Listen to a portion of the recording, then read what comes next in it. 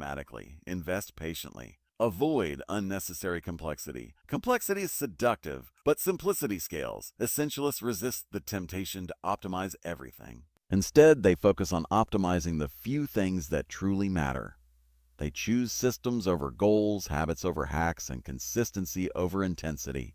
Let me share a principle that transforms execution.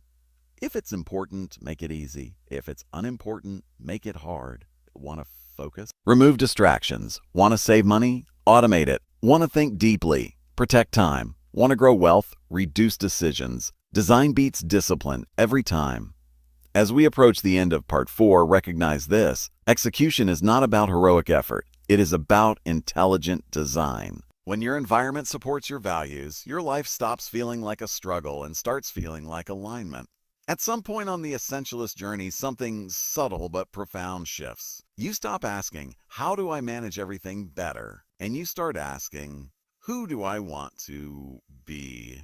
Because essentialism is not merely a strategy for productivity. It is a philosophy of identity, a way of living that begins not with tasks or goals, but with value. Most people spend their lives reacting to roles: employee, provider, leader, achiever, hustler, saver, investor. Essentialists step back and ask a more fundamental question. What kind of life am I building through these choices? And this is where financial freedom takes on its true meaning.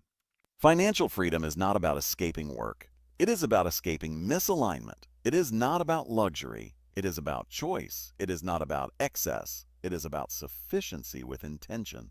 When money becomes the goal, it never satisfies. There is always more to earn, more to protect, more to compare. But when money becomes a tool, quietly serving a life of purpose, it loses its grip and gains its power.